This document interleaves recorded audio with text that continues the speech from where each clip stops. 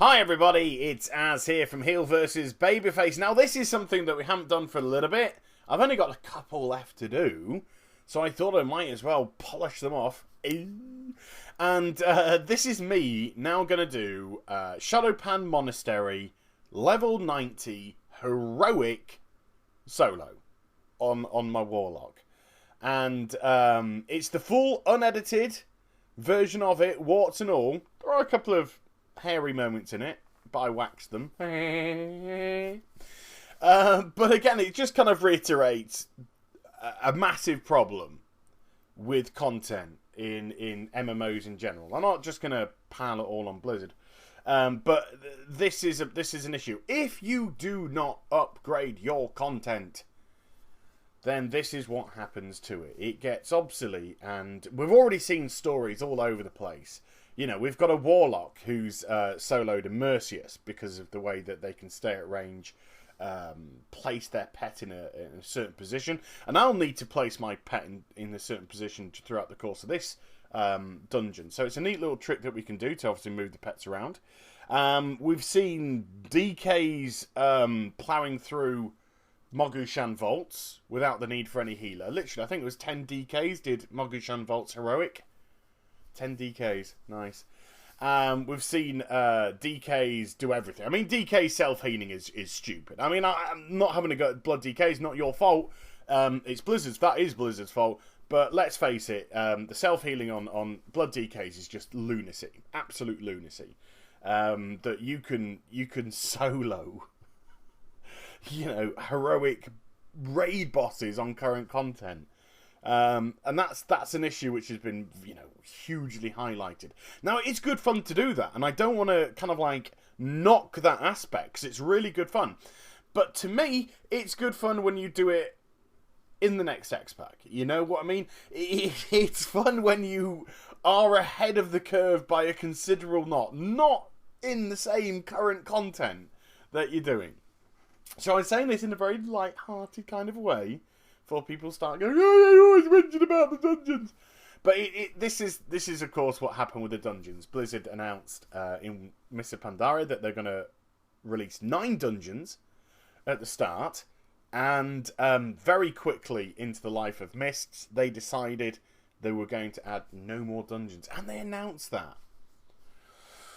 Ooh. And of course, I believe that dungeons are the soul of the World of Warcraft. That's what I believe. I believe that dungeons are the soul of the World of Warcraft. You've got the raiding, the end guild, you know, the end game raiding, guild raiding, which is great. It's hard. It involves all the cooperation under the sun. You can't steamroller it, and that is fantastic stuff. But the backbone, the soul, what keeps WoW all together, what keeps us ticking out of raiding, because if we're just doing raiding all the time, it's very, very boring indeed, was the dungeons. And the fact that we always had these dungeons to go in and progress our gear through the dungeons. But of course, that is now all obsolete, because Raid Finder has taken over the role of dungeons. You now no longer need to go from your top level into a dungeon. You simply go from the top level into Raid Finder. And that's how you get your gear, and then you get your gear through that, and it probably tarnishes your experience of raiding, so you don't bother raiding. So, it's kind of like a gilt-edged sword that. Not only have they taken the heart and the soul of the World of Warcraft, which was great dungeoneering, but then they kind of ruined the raiding aspect of it as well, because they said, hey, go into Raid Finder, you get to see... We'll walk you through all the raid content. Isn't this great? And the people are like, well, I've seen it now. I've seen it. What is the point in me now wiping for 4 hours on a Wednesday night to kill one boss? Well, I've seen it. I've seen it all. So, yeah. So, I'm not going to go any further into Raid Finder either. But Raid Finder not only killed dungeons, but Raid Finder has also stabbed and has caused raiding itself, top-end raiding, to be in a very, very awkward position right now. So much so that, of course, 25-person raiding is it's on its ass. I don't know how much longer it will last. It's on life support. And of course, Mythic Raiding in Warlords of Draenor is now reduced down to 20 people from 25 down to 20 people. So if you want to do Mythic Raiding, which is like the heroic raiding of today, yeah, 20 people. 5 people have been cut from the roster. And that's going to cause big issues with big end raiding guilds. Of course, because they've spent a lot of time getting together 25-person teams, and I bet there is a lot of camaraderie there. You know, I bet there's a lot of cooperation, and there's a lot of respect between the players, because what they do, of course, is phenomenal stuff with very difficult content. And then suddenly we've got this issue in Warlords of Draenor where sorry, but 5 of you are going to go. I'm sorry, that's nothing we can do about it. Mythic Raiding is 20 person only, not 25. We can't bring the extra 5 people. 5 of those hard-working, no doubt respected members of the guild, they're going to get sidelined. How do they operate then? Do they look to bring in 15 more people and try and get 2 Mythic raid guilds going, guild raids going, or do they try and get the other people in on alt runs? You know, oh, it's awful. It's an awful situation to be in. I do not envy these guild masters, and I genuinely feel sorry for them. And if you are in a high-end raiding guild and you do watch my videos and you do watch this video, I would be very, very interested to hear your opinion on that, your point of view. How do you feel about the fact that you're going to have to bench 5 people?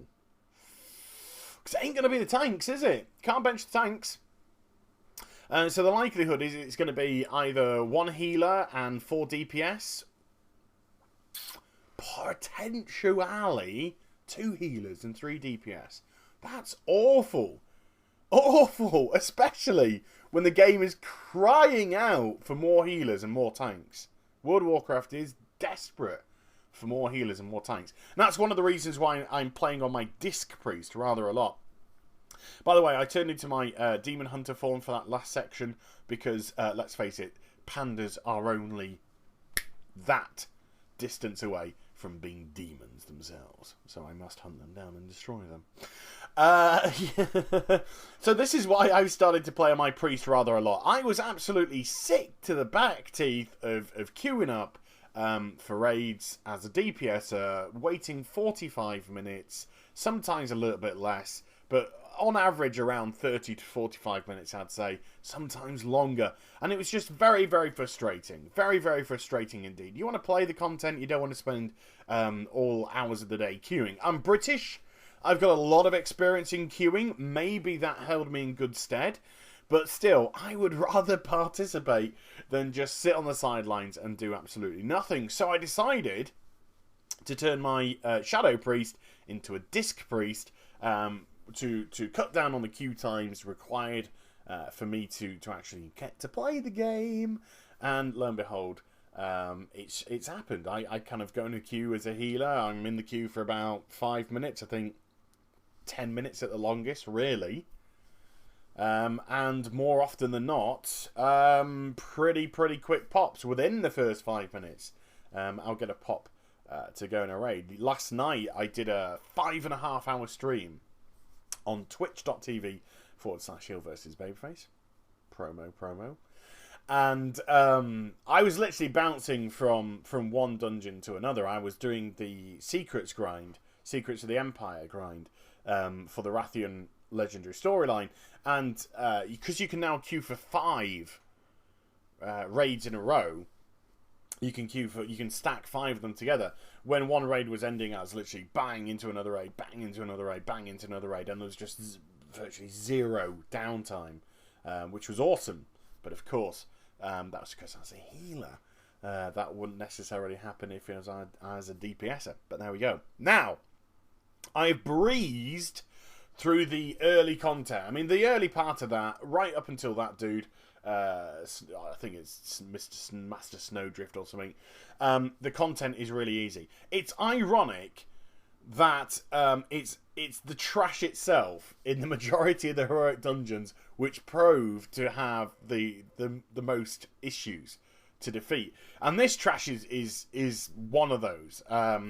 You have the regeneration, which you must stop because you've got to stop these guys from regenerating, and also you've got the horrific debuffs which they put on you, which you can see does tick for rather a lot, as well as hitting quite hard as well, because I'm a cloth wearer, I'm not a plate wearer. Armour does make some difference. I know it doesn't make kind of like the difference it has before, which WoW are changing again for Warlords of Draenor, but still, if you hit somebody with plate on, you hit somebody with cloth on, as a mob, an NPC mob, you notice a substantial difference in damage, let me tell you that.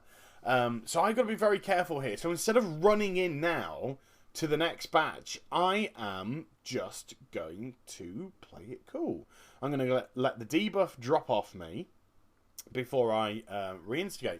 Now, one thing I did do here is I click onto the right target there, and I don't know what happens, but I then click off it. What happened there? I don't know what happened there, but I was meant to be targeting the regenerating shower, and I actually flicked it over to, I think, a little corrupting shower or something like that. So I nearly put myself in a difficult position. Look, I already got well knocked down over 50% of my health, but it's one of those instances where you just can't fear running away. And when I say run away, I don't mean run away, live to fight another day. I mean run away to spread them. Because if you spread them, my pet can just simply act as a delay tactic. Whether or not it survives or dies, that pet can act as a delay tactic. If I run away and I pull maybe one, possibly two of the shower away here, the trash away here, I can dispose of them. And then even if my pet is killed in action, by time it has been destroyed, the other one remaining Shah will be easy pickings for me, because I can insta pop my pet back into the fight.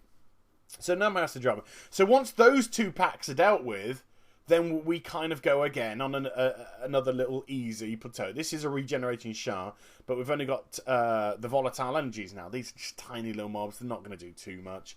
They can be burnt down AoE with virtually no difficulty whatsoever. A couple of little freezes on my PC, and I'm a little bit nervous because my PC had a massive spaz out last night, which did scare me. But it had been on for a long time. It had been on, I've got to confess, around 13 hours non-stop yesterday. And it doesn't have a proper inbuilt cooling system. It's an old PC. Let's say it's an old PC now. It's getting old. It's like slightly over 3 years old. Maybe coming up to 4 years old, actually. Relatively soon. So, yeah. It just went crazy. The fan went crazy. All the screens went black. And I was like, oh no, God, don't burn out another graphics card, for the love of God. But yeah, I think it sorts itself out in a little bit, so don't worry. Now we're coming up to the next boss, which is the Amalgamation. And if you are a follower of my channel, I have been here before on Heroic on my own, but I was here simply to do an achievement, because I did a lot of solo achievements in the Heroic dungeons. Yes, I know, it's really adding insult to injury, isn't it? But I came into a lot of the dungeons and started to do quite a few of the achievements solo, and literally just finished off the remaining achievements which I needed to get the Crimson Sky Serpent on my belly. So yeah, you would have seen me do the achievement here on the Amalgamation. That was a relatively tough one to do solo, I've got to confess. You have to unlock all the prison cells. You can see these prison cells that look very much like the prisons from Superman 1, Superman 2, the Richard... Well, I was going to say Richard Donner, but we know he kind of got his versions edited out. But the Superman from the 70s, when you got Zod and the Kryptonian criminals... They kind of have those two rings which go around them. I don't know if it's a nod to that. I reckon it is. I reckon it's a nod to that Superman movie and imprisoning of them. But when you don't have to release the prisoners, let me just say this fight gets an awful lot easier. Now there is a moment where he will do an ability on my pet which will cause it to lose all its aggro immediately, and then it will come to me. Come at me, brah! But my pet, you know, only lasts for a couple of seconds, and my pet just instantly taunts it back. So I don't pose, you know, to be in difficulty there. You can see it's kind of like wandering around, then wait, taunt, and it just goes straight back. So I actually found this. I thought this was going to be relatively difficult, because the last time I did this solo, it felt just a touch more difficult than this. But this time it was just like really calm, really relaxed, and just like blew through it in no time. I am making sure I take care of the ads which come from the spikes as well. Although I don't think they're going to be too problematic. As you can see, my pet's probably lost about 40% of its health, and it does have the orbs, which will mitigate a lot of damage and also give it a little bit of healing as well. Well, the healing, of course, coming from my direct damage spells. But I thought, you know, I like things to be tidy. So the least ads that are up, the better. But then when we come to the end game, when we come to the execute phase, nah, just go all out and blast it away. And the shower of violence, boom, bye. Easy peasy, lemon squeezy. So we're getting a few things to sell, generating a little bit of money, which is quite cool. And now, this, ladies and gentlemen, is the hardest part of the dungeon. If you don't have a pet, you might really struggle with this, because what I do is I move my pet away, because you've got to do the purification ritual. That's what you've got to do. If you don't do the purification ritual, then these vestiges will stay on 1 health. You can't get them below 1 health. The purification ritual allows you to actually finish him. Finish him! And that's how you get rid of those dudes, yeah. So having a pet class really helps me here, because I can pull with the pet, position the pet. We talked about it earlier in the video about positioning your pets to aid you. So I'd use the move function to position the pet well away from the panda dude, the demon, and then I do the purification ritual on the monk, and we can finish them off. So that's pretty cool. But this is the hardest pull of the whole dungeon for me, this next one.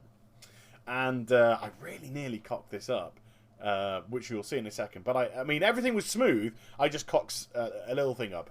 So here we go. There are 2 things that I could do here now. I could run through and get myself into a relatively safe position, just slightly away from Taranzu, get myself killed, use a soul stone to come back up once they've reset. Bingo, I'm on the final boss, I can finish the dungeon. But why do something like that when you can do something clever like this? Use my pet once more to pull. Then I drag him way back. Then I use my 10-minute AoE pet to start to cause some problems. I then destroyed the hateful essence, which somehow got us... There you go, you see I've got a PC freeze there. I get dragged back in, but I'm running back. Now Soul Shatter! Just in case that happened. Always leave that back, and I can do the purification ritual. Bingo! They are now all killable. Yes, my pets died, but as I was talking about earlier, waff! I use the Insta ability to get my pet back in. But look, I've somehow left Burning Rush on me, and I was down to about 200, 2,000 health, something like that. 200, 2,000. It wasn't a lot. But fortunately, I had about 3 Burning Embers to call upon, and I just went boff, boff, boff. And I used them for healing purposes, and that got me right back up. But now I'm in full control of this situation with the pandas. And that is a really, really tricky pull. Can go awfully wrong. If you get grabbed, and then you go back to the purification ritual, and you get grabbed again, the likelihood is they're cemented on you. You're not going to get them off your ass. So it was vital that I didn't panic and didn't burn off my Soul Shatter just in case I got an initial grab. Because the initial grab took me to all the pandas. Then I used the Soul Shatter. My aggro's dropped by 90%. I'm pretty sure that I would be left alone for the 5, 6, 7 seconds, whatever is required, to get back to the monk and perform the ritual on him. So with that done, we can once more skip the next trash, go through the little hole in the bridge. What I'm going to do now is just for, again, tidying up purposes. There's probably no reason for me to do this one other than I like to see my green fire spells.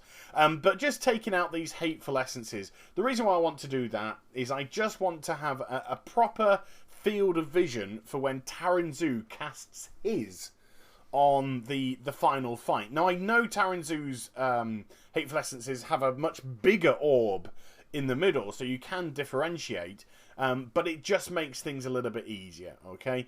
So we're going to do the pull in a second. I was going to go across to the other side, but I saw that one was hidden by the tree, so I think it'd be very unlikely that I get dragged over to there. And then we can start the final fight with 4 burning embers as well, because killing those Hateful Essences does generate burning embers, and I can get off to an almighty bang, bang, bang, bang start. 3 Chaos Bolts thrown at Taranzu.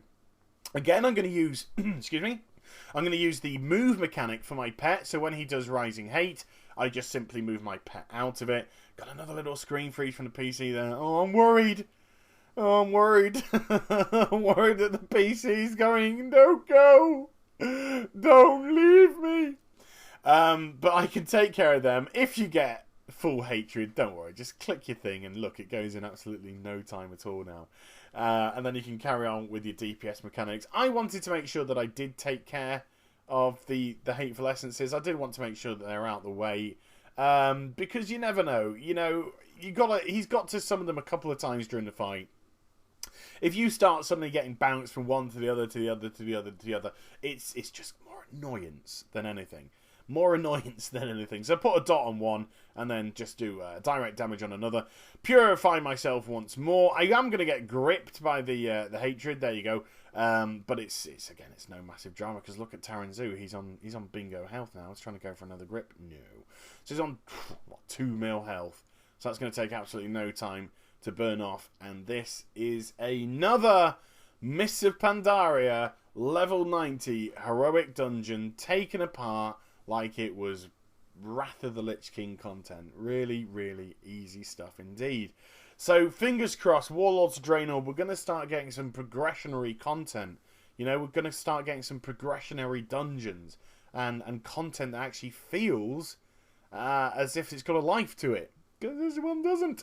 But there again, all that aside, I just hope you enjoyed the vid. So please do like, comment, and subscribe to my channel. Follow me on Twitter, Facebook, and also twitch.tv/Heal vs Babyface for live streaming. And I shall be back with some more stuff very soon indeed. You take care, everybody. Bye-bye.